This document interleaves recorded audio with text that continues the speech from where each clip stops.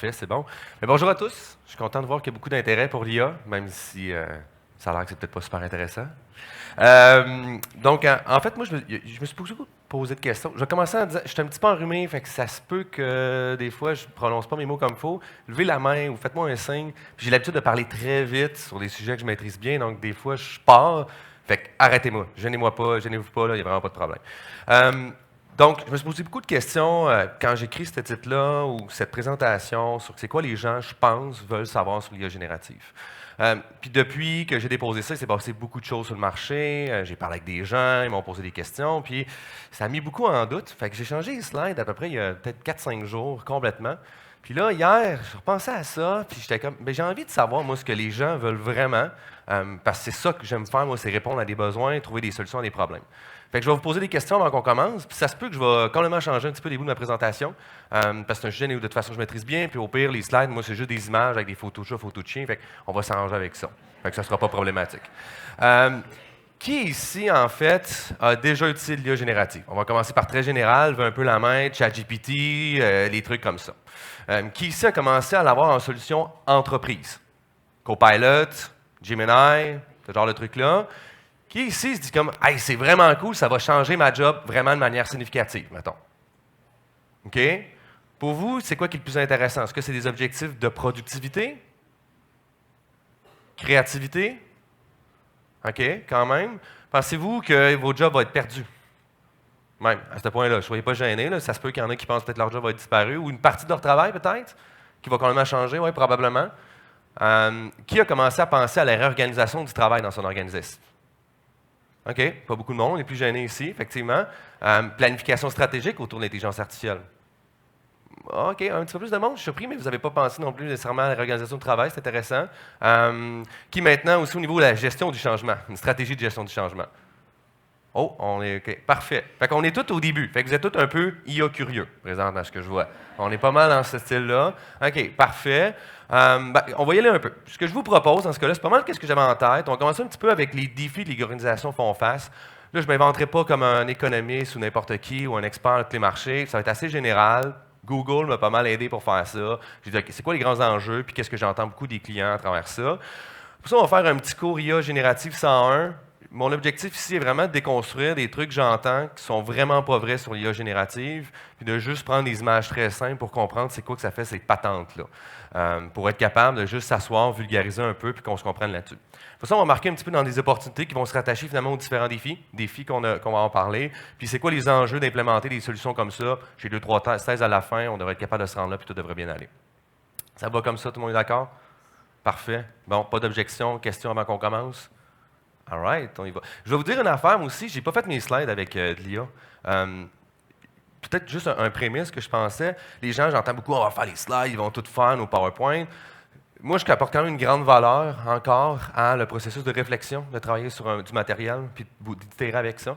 Donc, pour moi, une présentation comme ça a tout été faite par moi et non par une IA pour le sujet. Les défis, il y en a pas mal. Nos organisations, la COVID a été un bon exemple, ça a beaucoup brisé de trucs, mais on va embarquer dans différents types de défis qui se passent quand même. Productivité, on en entend quand même beaucoup parler. Ça date d'il y a à peu près 2 semaines là, que c'est sorti dans la presse sur justement la productivité est en baisse dans nos organisations. Donc, ce que ça veut dire, grosso modo, le nombre de dollars qu'on génère par heure de travail est en baisse. Fait que les organisations, indirectement, génèrent moins de revenus, donc ce qui a des impacts sur la pérennité, la rentabilité, puis d'autres affaires comme ça. Puis c'est généralisé au niveau du Canada. Donc, c'est comme un signal d'alarme que, on peut dire que nos organisations, finalement, sont de plus en plus de difficultés à produire.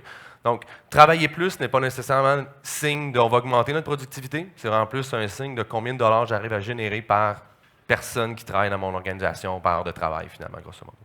Puis bien ça, cet enjeu-là, ce qu'on voit ou ce que les gens semblent avoir comme espoir, c'est que l'IA générative va tout changer. On va comme sauver des heures magiques dans notre semaine en malade, puis on va venir ultra productif à cause de ça.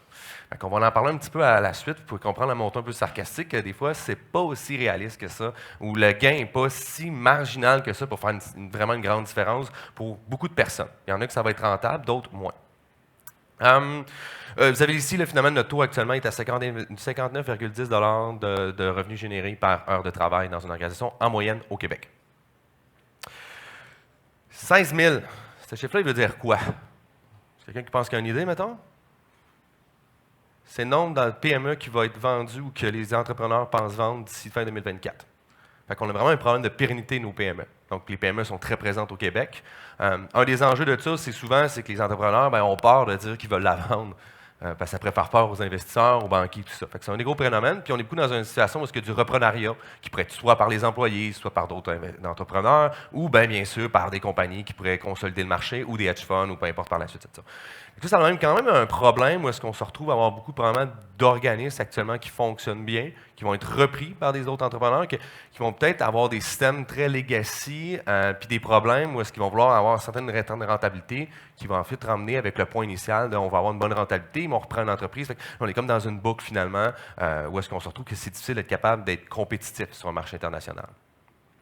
La main-d'œuvre qualifiée. Je pense que c'est un sujet qu'on parle beaucoup.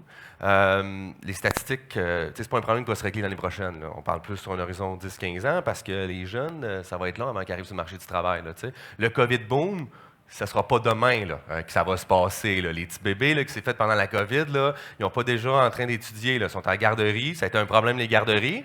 Hein? Bien là, à un moment donné, ça va être les problèmes probablement à l'école, puis à un moment donné, ça va être les problèmes sur le marché du travail, puis ainsi de suite comme ça. Donc, avant qu'ils arrivent sur le marché du travail, ne basez pas votre stratégie sur cette main-d'œuvre-là qui va arriver. Ça va être long. Puis là, y a-t-il des opportunités de la technologie qui pourraient nous permettre de pallier à ça? C'est la question que beaucoup de gens se posent et veulent voir si c'est une opportunité. Charge administrative. Je vais prendre mon exemple. En fait, moi, quand on s'est parti en affaires, je ne savais pas qu'il y avait beaucoup de choses à faire administratif. C'est lourd, c'est long, ça n'a plus de fin. Les taxes, le registre d'entreprise annuel, le ci, le ça envoyé à telle personne, tout ça.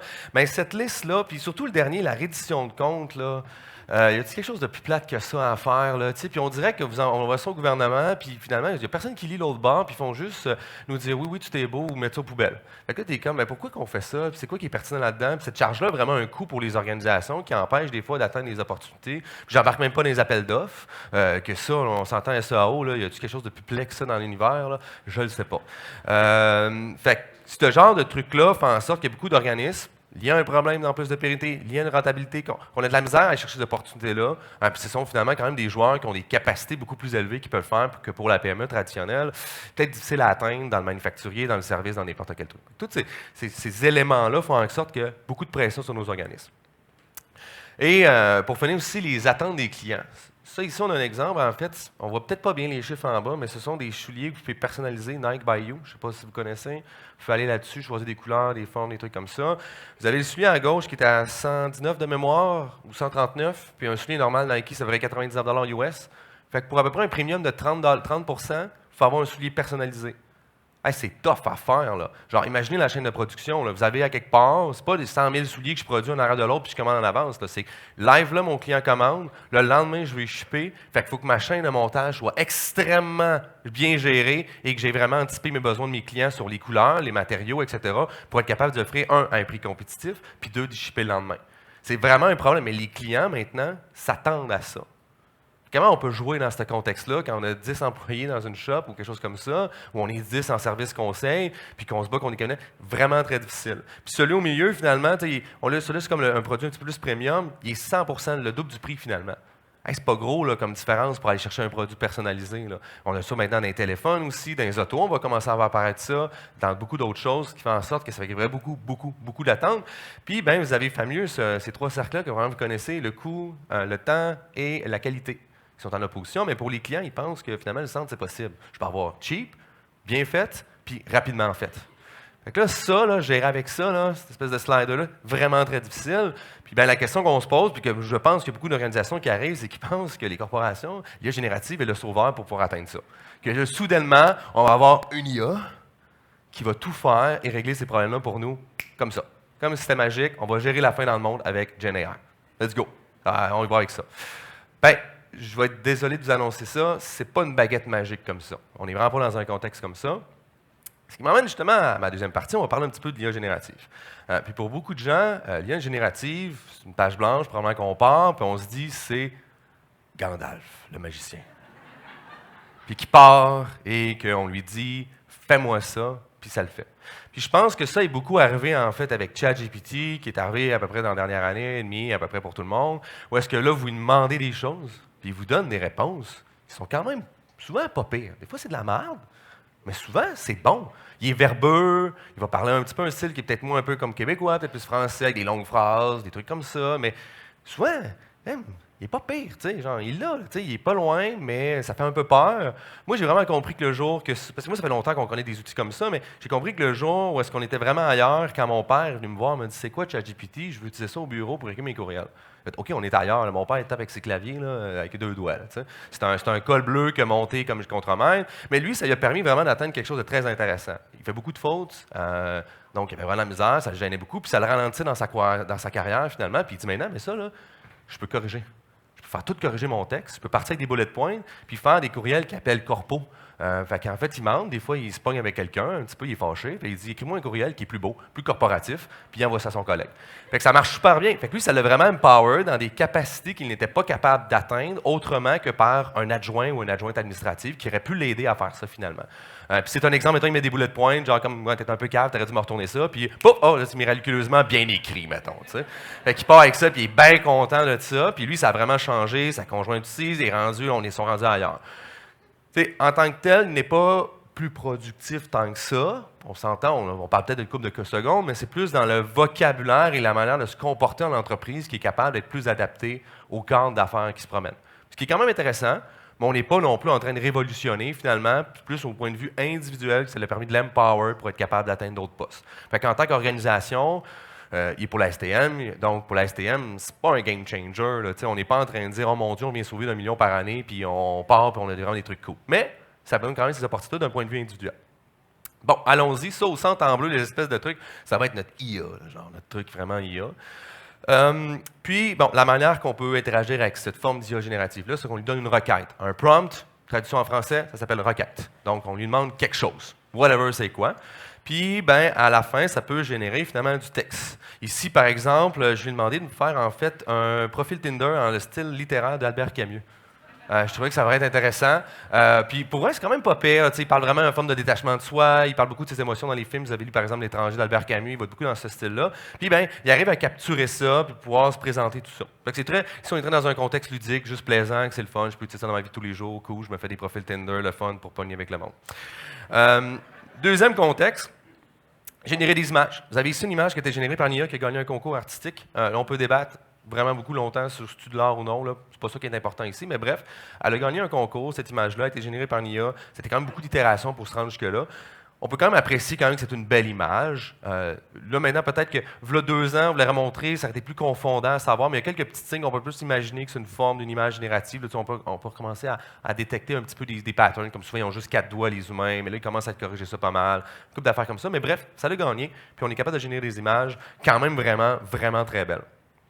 On peut aussi, si on le regarde à l'inverse, là, mettons, donc là, on est vraiment dans les méthodes, on parle d'une requête, donc du texte, langage naturel comme nous on parle, et on veut générer une image ou un texte. On peut partir aussi de l'opposé, partir d'une image, et lui dire, en fait, génère-moi un texte à partir de là. Donc, par exemple, décris-moi l'image, des choses comme ça peut être fait aussi. Puis vous pouvez aussi lui demander de générer, finalement, une image à partir d'une image et d'un texte. Donc, dans ce cas-ci, ça, c'est ma photo. C'est pas évident. J'ai parti de ma photo, puis j'ai demandé, moi, j'aimerais ça être un designer web, vraiment, comment j'avais dit ça, j'ai oublié le mot-clé, mais en tout cas, j'avais mis une couple de mots-clés comme ça, puis il mettait tout le temps un genre de papillon bizarre dedans, genre, je sais pas c'est quoi son trip, mais il y a comme un petit papillon, puis il était tout le temps là, puis il mettait tout le temps moi avec un autre moi en arrière, tu sais, mon côte en arrière, il n'est pas la même couleur, il est pas, en tout cas, bref, fait que, j'ai comme la moitié d'un côte ici sur une épaule, puis, ben, Mac, vous avez vu, il y a des Mac, fait que, je pense qu'il avait compris le concept de design, parce qu'on dirait que tout le monde a des Mac en design, fait qu'il y a quand même, vous voyez quand même, par contre, avec ça, il y a des biais. Il y a quand même des biais qui sont incorporés finalement dans ces genres de modèles-là, où est-ce qu'ils génèrent des trucs qui sont... La souris, en plus, est à l'envers, je viens de le remarquer. Là. Puis il y a genre une calculatrice bizarre, que c'est un téléphone ou une calculatrice. Bref, donc là, ici, en fait, j'ai pris, on appelle ça du multimodal. Donc, on a plusieurs sources d'informations, une photo et une requête, que j'ai mélangées ensemble pour pouvoir générer ça. Donc, c'est comme on voit texte-image. Et ces systèmes-là, il faut se rappeler une chose, j'allais un petit peu trop vite sur mon cliqueur, là, excusez-moi, là, j'ai vendu mon punch. Là. C'est des dictées trouées. ChatGPT, tout ce qu'il fait, c'est prédire le mot le plus probable, suivant une séquence de phrases, pour arriver à prédire un prochain mot. On a un exemple ici. Est-ce que le but d'Alain Côté était Il n'est pas là pour dire la réponse. Il ne sait pas c'est quoi la réponse. Est-ce que quelqu'un le sait vraiment? On ne le sait pas. Mais il est là pour prédire un mot qui est probable. Est-ce que ça serait bon, mauvais, etc., whatever, comme ça. Donc, il n'est pas là pour dire la vérité. C'est très important de comprendre ça. Ces systèmes-là n'ont pas été développés pour dire la vérité. Ça se peut qu'ils disent la vérité, mais de base, ces systèmes-là, ce n'est pas leur objectif. Il y a des manières d'amener à les rendre à dire un peu plus la vérité, mais quand ils ont été développés, c'est ranger des dictées trouées. Puis ils font ça là, des milliards et des milliards et des milliards de fois avec beaucoup, beaucoup de données sur le web, puis ils sont juste là pour prédire ces trouées-là. C'est un peu comme on fait un petit peu avec des enfants. Des fois, on va leur dire le chat, il fait. Donc, on peut un peu dans ce genre de paradigme-là d'apprentissage qu'on peut imaginer. C'est juste que votre bébé, c'est comme si vous le preniez, vous faisiez ça pendant centaines de millions d'années, à toutes les secondes, puis pendant avec beaucoup de données, puis dans toutes les langues de sa planète à peu près. Fait qu'on est vraiment dans un niveau d'application de tout ça à une très, très, très, très, très, très, très grande échelle pour faire ça. Bref, pourquoi je pense que c'est important de dire ça, c'est qu'on va souvent entendre le mot-clé hallucination. Donc, c'est vraiment familier. Donc, finalement, l'IA a comme halluciné l'information. C'est une façon polie de dire qu'il s'est trompé. Mais c'est que c'est pas vraiment trompé, parce qu'en fait, il ne sait pas c'est quoi la vérité. C'est juste que pour lui, c'était probable de dire ça, donc il va le faire. Donc, en soi, les systèmes, c'est pas une erreur du système, c'est juste normal, parce que le système n'a pas été conçu pour faire ça. Donc, ce n'est pas un malfonctionnement du système, c'est juste naturel, on peut le mesurer, ça représente un risque pour les organisations qui l'utilisent. Donc, il y a plusieurs affaires qu'on peut entrer là-dedans. Ça reste quand même un outil puissant. Bref. Oh mon Dieu, OK, parfait. Donc, ça veut dire que ces systèmes-là ne sont pas faits pour différentes choses. Ils ne sont pas faits de la base, ils n'ont pas du moins été développés pour répondre à des questions. En fait, c'est juste fait pour prédire des mots. C'est tout, à la base, que ça fait. Ça n'a pas non plus été fait pour extraire l'information. Voici un texte, trouve-moi les noms propres là-dedans. Non plus pour écrire des résumés. Ça n'a pas été fait ça à la base pour ça. C'est juste des dictées trouées. Et plein d'autres choses qui peuvent ajouter. Donc ça, c'est vraiment juste le fruit d'une genre de magie de heureux hasard. Turns out que quand on leur donne tellement de textes, ils arrivent à faire d'autres choses. Ils arrivent à faire des résumés, ils arrivent à extraire de l'information, puis ils arrivent à faire beaucoup, beaucoup, beaucoup d'autres choses, de tâches associées. Puis ça, c'est vraiment juste, on l'avait vu les signes avant sur des modèles plus petits, mais c'est juste le fruit d'un heureux hasard, que c'est comme si on disait, hey, voici toute la connaissance des humains, puis à quelque part là-dedans, il a réussi à comprendre des tâches qu'on peut lui demander. Mais il n'a pas été spécifiquement entraîné à faire ces tâches-là. On peut, par exemple, après ça, être capable de lui entraîner à faire ces tâches-là, mais à la base, ce n'est pas, les systèmes ChatGPT, ce n'est pas l'objectif. On a rajouté du logiciel auto, par contre, pour être capable de mieux le faire, mieux contrôler certains éléments. Par exemple, ne pas avoir un discours haineux ou des trucs comme ça qui pourraient arriver, que l'on a rajouté une couche logicielle auto pour s'assurer qu'on respecte finalement un certain comportement. Par exemple, si vous commencez à insulter ChatGPT, il va vous répondre une séquence de phrases qui a été logiciellement ajoutée dans le système pour faire en sorte que les gens aient un comportement adéquat avec ces systèmes-là et non plus les insultes. Vous avez déjà peut-être essayé, ça peut fonctionner. Mais il va vous répondre. Puis, pour moi, ça c'est un des deuxièmes éléments là, qui est très important. Ce n'est pas autodidacte. Ces systèmes-là n'apprennent pas par eux-mêmes, tout seuls magiquement. Quand vous parlez à ChatGPT, il n'est pas en train d'apprendre sur vous. C'est pas vrai. Il est en fait en train de prendre le contexte de la conversation que vous avez eue ou les conversations que vous avez eues dans votre profil pour utiliser ça pour générer une réponse. Donc, si vous prenez votre compte, vous le fermez, vous en ouvrez un autre, vous repartez de zéro. Il n'a pas appris c'est qui vous êtes vous.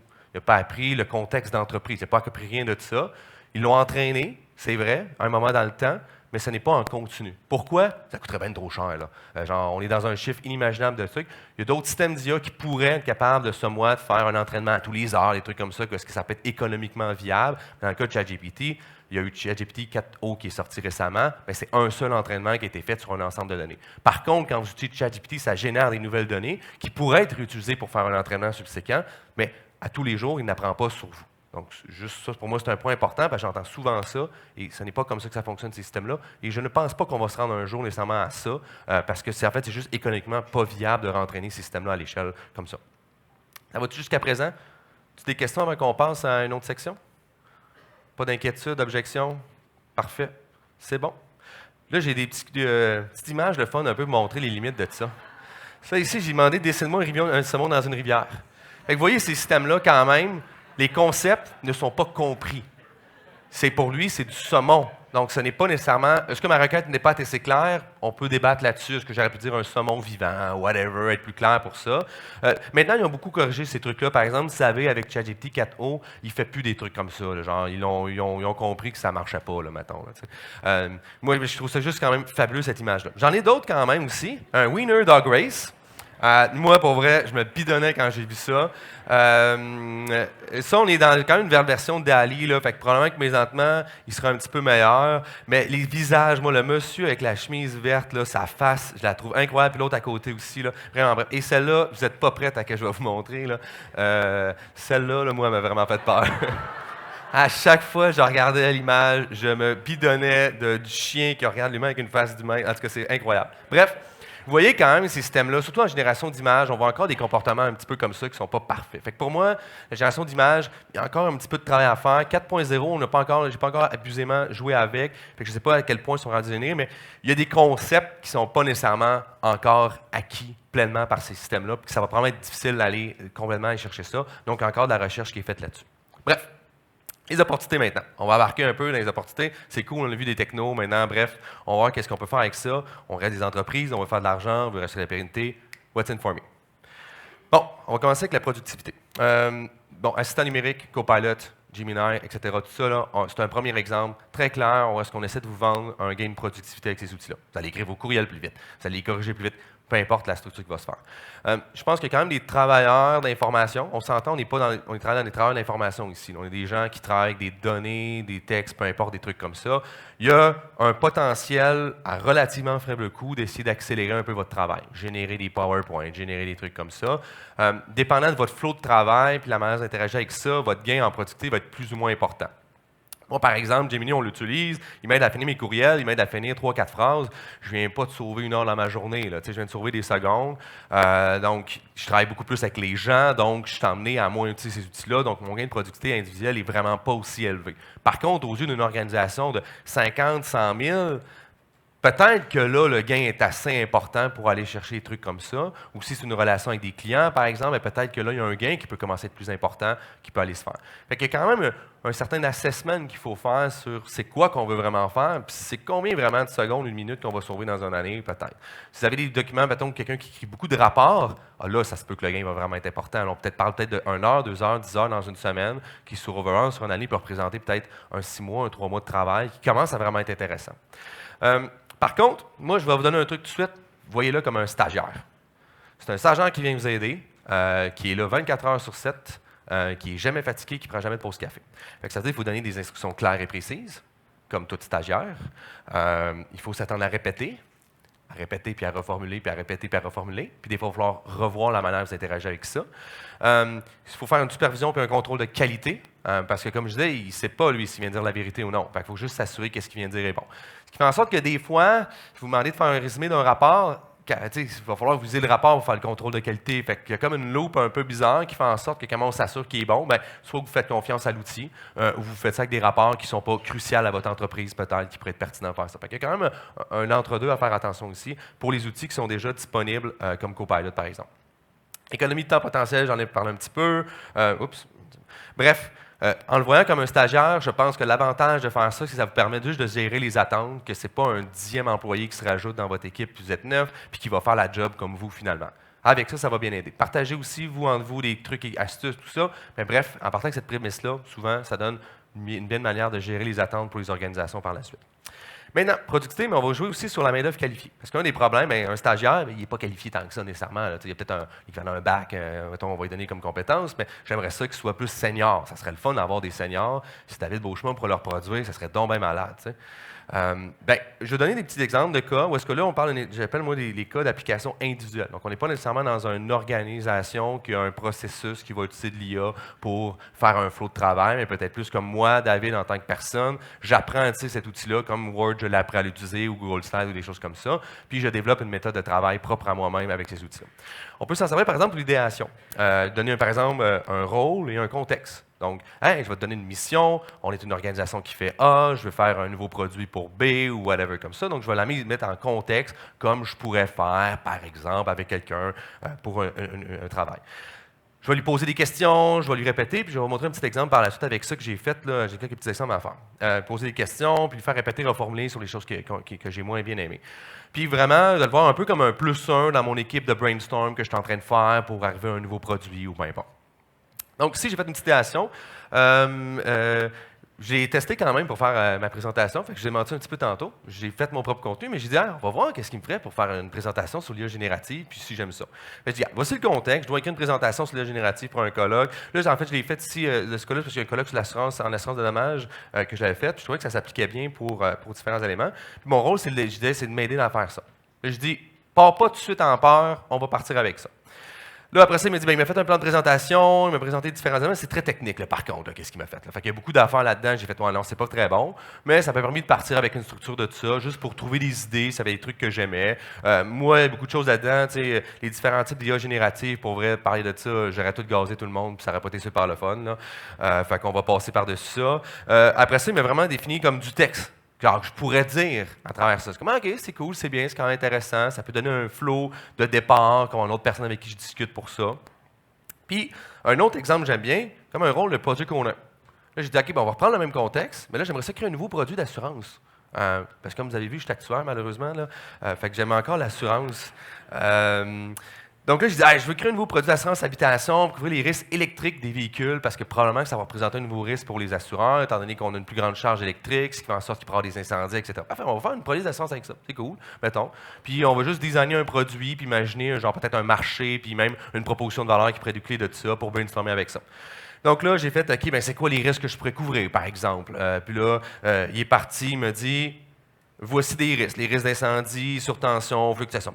Cyberattaque. Cyberrisque, je trouvais ça super intéressant, je n'avais même pas pensé au début. Responsabilité civile, pas tant que ça, me semble, mais il y avait quand même des trucs intéressants. Je me dis, OK, c'est bon, on peut partir de là, dire, OK, mettons, j'aime ça. Je dis, OK, maintenant, on va vouloir couvrir ces risques-là. Présente-nous une solution à nos peines à nos clients, comment je pourrais le mapper avec nos peines avec nos clients, etc., tout ça. Puis là, il a monté un pitch, finalement, c'est quoi le problème, c'est quoi la solution qu'on a avec notre produit, etc. Fait qu'il a comme créé un raisonnement à partir de là pour être capable de voir qu'est-ce qui était pertinent à faire avec ça. Bref, il y a beaucoup de texte ici. On ne va pas tout lire ça parce que ça va être long, on est encore là demain. Puis là, propose-moi une proposition de valeur en 2 phrases. Parce qu'au début, il m'avait écrit un paragraphe, c'était vraiment trop long, c'était pénible. Donc, elle dit, on veut protéger votre foyer écologique avec notre assurance habitation dédiée aux risques électriques d'électrification de transport, bénéficier d'une couverture complète avec les incendies, suspension, panne et cyber-risques pour une transition éco-énergétique. C'était quand même intéressant. Il a quand même réussi à faire de quoi. Puis ça m'a pris 15 minutes de faire ça. Il y a un gain peut-être potentiel à faire ça. On s'entend, des propositions de valeur, j'en fais pas tous les semaines. C'est quoi overall dans une année que je viens de sauver? On peut en discuter, mais dans ce cas-ci, pour un brainstorm, ça peut quand même être très intéressant. J'ai demandé après ça une autre proposition de valeur, je voulais juste rejouer avec des mots parce qu'il y a des mots que je n'aimais pas dedans, puis me générer une nouvelle par la suite. Quand je parle de répéter, reformuler, on est vraiment dans ça, dans ce genre de dialogue-là qu'on va aller chercher. Bref, j'ai demandé de une proposition pour le présenter à l'Autorité des marchés financiers, qui est le régulateur en assurance, si vous ne saviez pas. Puis là, il m'a fait un beau proposition en une couple de phrases que j'ai demandé faire pour après ça que je puisse envoyer, probablement parler avec l'Autorité des marchés financiers, voici un nouveau produit que je vais offrir, etc. Puis partir de là. Fait qu'il était capable de faire les différents cycles pour arriver à dire je veux créer un nouveau produit, je veux le designer, je veux le crafter. Après ça, il reste bien des étapes, on s'entend. Il y a la tarification, etc., le marketing, tout ça, mais il a quand même participé au processus pour être capable de faire ça. Donc, on peut probablement imaginer une certaine forme de qualification avec ça, une certaine forme de gain de productivité, mais après ça, c'est à l'échelle, voir qu'est-ce que ça peut apporter comme gain réel. Main-d'œuvre qualifiée, un autre type d'approche qui est utilisé finalement pour être capable de résoudre le problème de hallucination, puis du manque d'expertise et de la connaissance sur l'entreprise. Donc, toutes nos organisations ont une quantité importante de documentation. Ça serait donc bien le fun qu'on puisse rentrer ça dans ChatGPT. Copilot fait une partie de ça, mais il est connecté sur votre SharePoint, il n'est peut-être pas connecté sur votre Jira, il n'est pas connecté sur les autres environnements, parce qu'on pourrait avoir quelque chose qui est connecté sur cet ensemble de sources d'informations-là gigantesques pour dire cool, je vais te poser des questions sur ça, sors-moi la bonne réponse et les documents pertinents. Une approche qui est utilisée actuellement pour faire ça, on appelle ça des RAG, Retrieved Augmented Generation. On va décortiquer le mot-clé que ça veut dire, là, parce que c'est quand même compliqué. Bref, l'idée derrière ça, c'est d'être capable de transposer une forme d'expertise, de connaissance, qui peut être par exemple aussi bien dans le domaine mécanique, de dire j'ai beaucoup de documentation sur les véhicules, j'ai les nouveaux garagistes, j'aimerais ça les aider à faire en sorte qu'ils puissent être plus efficients dans leur travail, ils ont des questions à poser, j'ai des plus juniors, mon senior, je ne peux pas le dupliquer, mais je pourrais-tu partager ces connaissances-là à travers un système informatique? C'est ça l'idée derrière. On peut faire la même chose, imaginer la même chose aussi, c'est en soudure, où est-ce qu'on voudrait peut-être avoir un partage de connaissances de nos plus seniors en soudure, parce qu'il y en a beaucoup qui partent à la retraite, etc. On peut imaginer même la chose peut-être même en construction, où est-ce que le code du bâtiment, c'est quand même compliqué à lire, fait que comment on veut s'assurer qu'il y a un maintien, un contrôle de qualité, etc. Bref, différents domaines d'application où est-ce qu'on voudrait partager une expertise, puis on est ici dans des cas où ce n'est pas nécessairement des travailleurs de l'information. parce qu'on est capable d'avoir un interfaçage sur la connaissance pour pouvoir la recracher de manière plus facile à des utilisateurs qui pourraient être moins dans un travail d'information quotidien. Bref. Puis pourquoi c'est intéressant? Là, j'ai posé une question, c'est quoi l'assurer des deux bords à ChatGPT? Puis ben, il n'y avait aucune idée de ce que ça voulait dire. Il pensait que ça voulait dire, finalement, tu crées une police d'assurance de manière redondante. Puis à un moment donné, il me disait aussi c'est assurer le char en avant, le char en arrière, là, tu sais. Et là, j'étais comme, OK, clairement, il ne comprend pas les concepts. Fait que, mettons qu'on voudrait corriger ça, ce comportement-là, parce que clairement, si on met ça dans les mains d'agents d'assurance, par exemple, ben, c'est un peu bordélique comme réponse, là, mettons. Là, on n'atteint pas l'objectif. Puis si on veut mettre ça dans les mains des clients, ben, clairement, on n'atteint pas notre objectif. Bref, comment on peut-il l'API sans la compromettre? Parce que si vous mettez votre propriété intellectuelle dans ChatGPT, il y a des moyens de opt-out, mais ça peut représenter un risque quand même. Vous ayez confiance, les serveurs sont pas au Canada, il y a différents éléments qui font en sorte que ça peut être un peu problématique. Ou du moins représenter un risque pour l'organisation. Comment grounder la solution dans une source de données? Ici, par grounder, je veux dire comment on peut s'assurer que les réponses qu'il va me donner vont être dans un sandbox de ma propriété intellectuelle ou des documents que je voudrais qu'ils répondent à partir de là. Qui pourrait être une documentation interne, qui pourrait être un Jira ou whatever, tout ça. Un peu comme Copilot fait, mais avec votre SharePoint. Mais là, mettons qu'on va avoir d'autres sources de données à aller chercher avec ça. Comment on peut réduire le risque d'erreur? Qui ne disent pas de la merde, grosso modo. C'est vraiment ça qu'on voudrait. Le RAG essaie de répondre à ça. Comment avoir une forme aussi de l'outil à travers une entreprise? Je l'ai montré tantôt des cas d'utilisation, est-ce que je parlais de ChatGPT, mais moi j'ai ma manière, mais là c'est mon collègue une autre manière, puis l'autre une autre manière, etc., etc. Comment on fait en sorte que notre organisation, on a quand même une approche qui est transversale, commune, cohérente, puis qui représente les objectifs et la manière d'interagir pour l'organisation avec ce genre d'IA-là? C'est plus difficile, c'est une manière de pouvoir un peu transposer cet élément-là. Donc, un élément clé de ça, c'est le contexte. Écrire un contexte pour ces systèmes-là, c'est quand même beaucoup de travail. Du prompting, c'est ça vraiment comme le mot qui est apparu, là, des engineer prompting, vous avez peut-être vu là, qui sont payés des salaires qui n'ont pas rapport. Là. Ben ça, là, c'est exactement ça, cette espèce de manière d'être très picky dans ça. Fun fact aussi, si vous écrivez en cap lock, c'est pas la même chose que vous écrivez en minuscule. Si vous écrivez en cap lock un mot, c'est comme si vous criez après, puis il va écouter votre ordre de manière plus précise. C'est aussi bête que ça.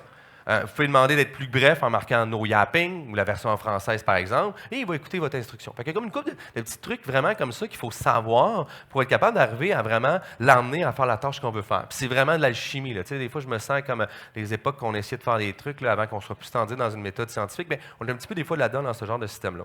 Bref, un RAG, c'est quoi? On a une requête, on part avec notre requête de tantôt, on va envoyer ça dans une IMA magique, puis on va être capable d'extraire les sources de données, puis de pouvoir piloter avec ça. On va avoir notre étape de générer un contexte, finalement, qu'on va aller chercher dans une base de données. Fait que c'est quoi les documents qui seraient pertinents pour répondre à la question que je pose? Hey, j'aimerais ça expliquer à quelqu'un c'est quoi l'assurance des deux bords. Bien, probablement que je pourrais me baser sur une connaissance d'un assureur, par exemple, qui définit c'est quoi les différents concepts, les définitions d'un contrat, des trucs comme ça. Puis bien ça, c'est la partie retrieval d'informations. Donc, on s'en va piger dans une base de données textuelle, plein d'informations pour dire voici les sources de contexte qui semblent pertinentes. Donc là, ça veut dire que mon contexte que moi, je l'ai montré tantôt, devient beaucoup, beaucoup, beaucoup plus gros. Parce que c'est peut-être 10 pages d'un PDF à quelque part qui semble pertinent ou sur le même sujet. Puis un des avantages de ça, c'est que quand on fait un CTRL F sur un ordinateur, c'est des mots-clés. Mais si je cherche le mot chat puis il y a le mot félin, c'est un peu plate de ne pas le trouver. Avec des trucs comme ça, la relation sémantique entre les mots est capturée quand même. Donc, je cherche le mot chat, il va trouver des textes avec le mot félin, puis il va être capable de m'y ressortir. Chose qu'actuellement, on était moins capable de faire avec des approches traditionnelles.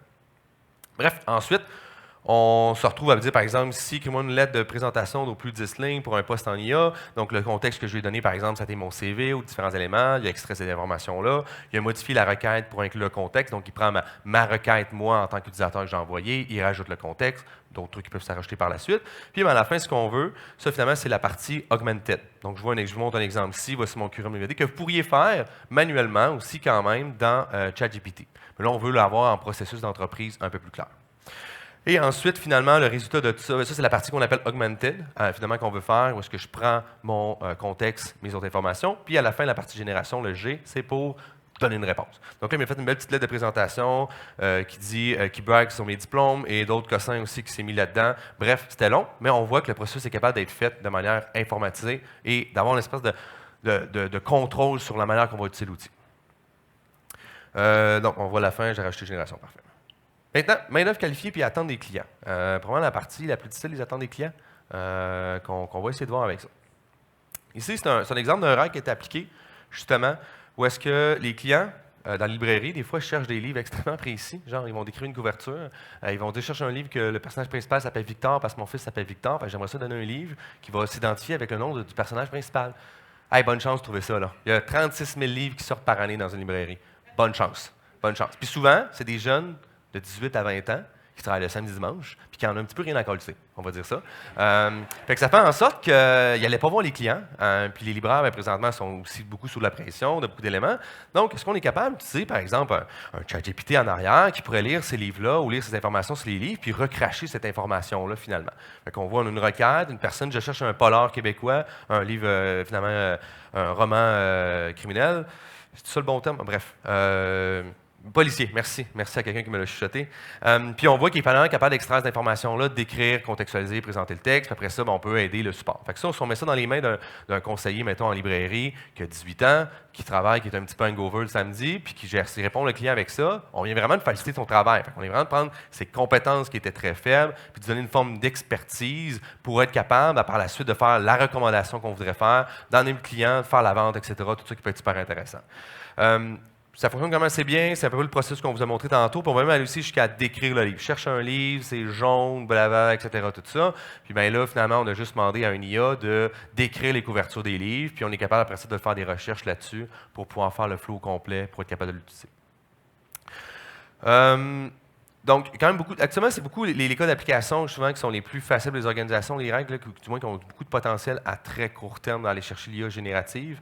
Il y en a d'autres, mais des fois, ça commence à être plus onéreux, ce qui rend la chose un petit peu moins intéressante. Charge administrative. C'est une question qu'on s'est beaucoup posée. On serait-tu capable d'avoir un genre d'IA qui préfère la reddition de compte puisque je ne le fasse plus? Y a-t-il quelque chose qui est possible de faire ça? C'est donc même magique de faire ça. Fait qu'on s'est beaucoup posé la question, puis il y a comme dessus des méthodes, des approches qui peuvent être faites pour être capable de faire. Malheureusement, il y a des choses qui sont assez rigides.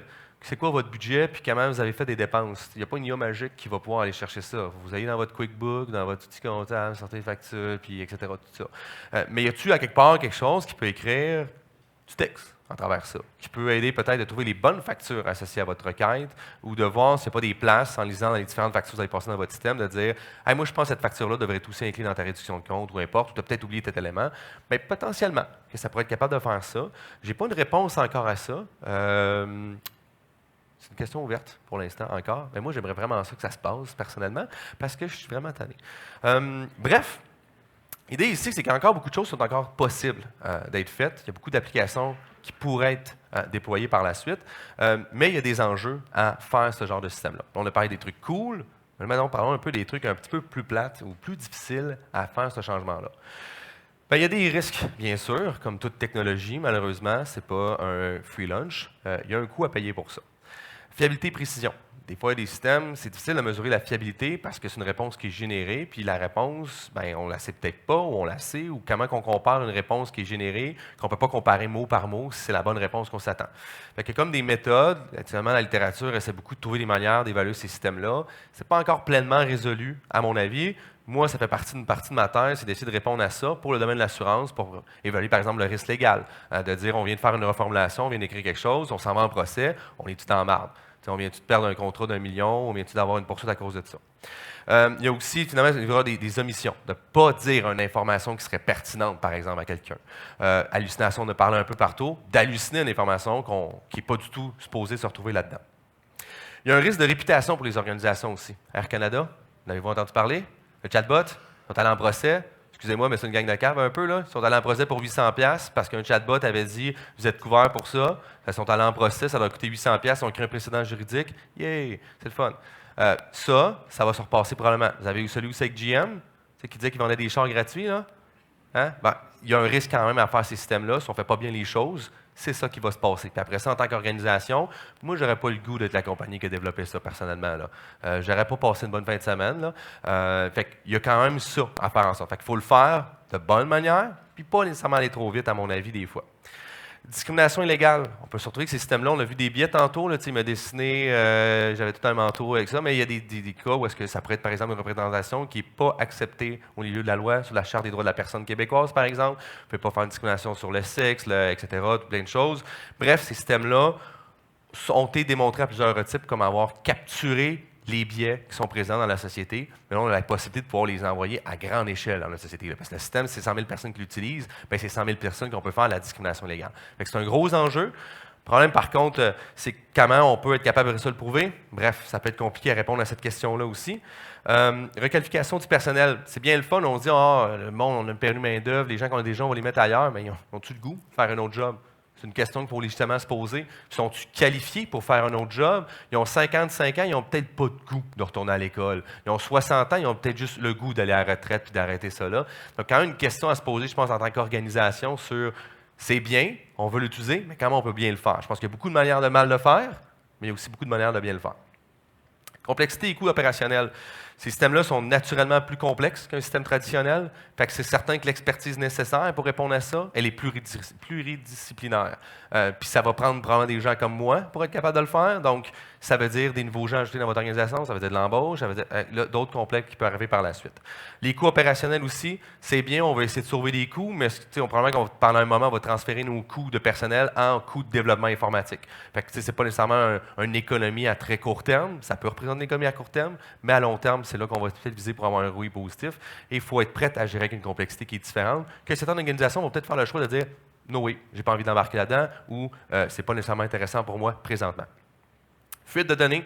Là, par fuite de données, je vais être peut-être un petit peu plus, c'est pas nécessairement fuite à l'extérieur de l'organisation, mais fuite peut-être entre les employés. Par exemple, vous n'avez pas bien géré vos accès SharePoint, vous avez des gens qui utilisent Copilot, puis là, mettons quelqu'un qui a accès à des contrats de travail en RH, peut-être pas une bonne idée, là. Peut-être pas une bonne affaire. Fait que gérez bien vos permissions SharePoint, ces éléments-là, parce que ces outils-là, eux, ils voient tout qu'est-ce qu'ils ont accès pour la personne.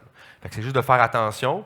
Il pourrait y avoir des fuites de données à l'externe qui pourraient être possibles. Ce n'est pas un risque qui a encore été démontré qu'il y a des cas qui ont été arrivés. C'est arrivé une fois ou deux. En fait, c'est pas vrai, je me reprends. C'est arrivé une fois ou deux. Mais il a fallu longtemps interagir avec l'outil pour être capable de le faire. Donc, il y a quand même un risque non négligeable de faire ça. Contexte Lola 25, il faut faire attention à ce qu'on fait.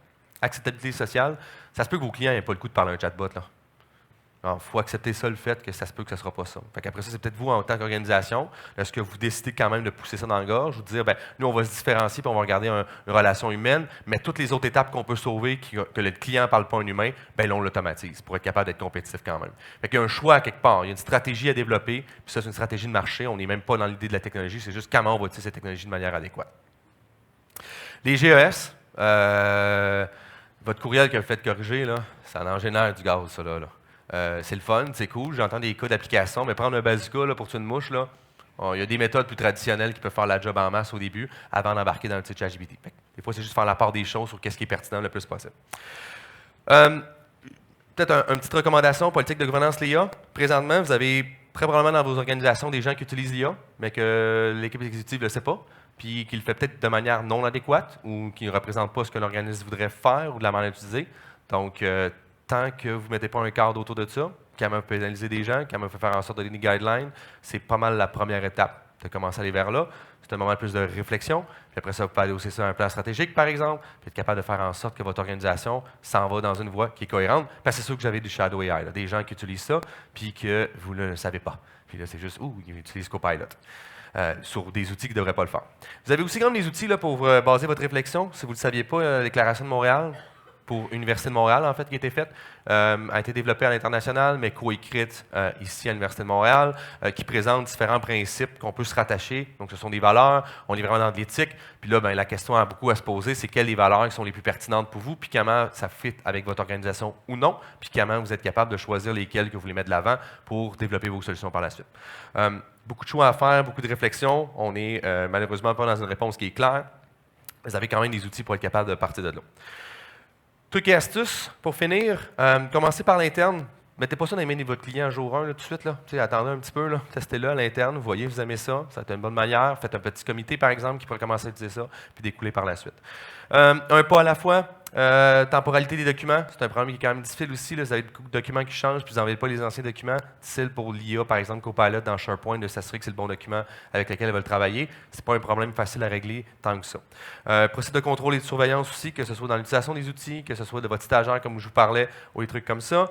Et feedback utilisateur. Là, on reste dans des designs. Là. Moi, à mon avis, je pense de designer de la technologie. Là, si vous n'avez pas un feedback utilisateur, genre, ça ne marchera pas. Là, ça se peut que personne n'aime ce que vous faites, puis vous allez dépenser beaucoup d'argent dans the drain pour pas grand-chose. Bref, ce qui m'amène à la fin, j'ai parlé un petit peu trop, il me reste 1 minute des questions, hein? Sorry. J'aurais dû couper des slides avant.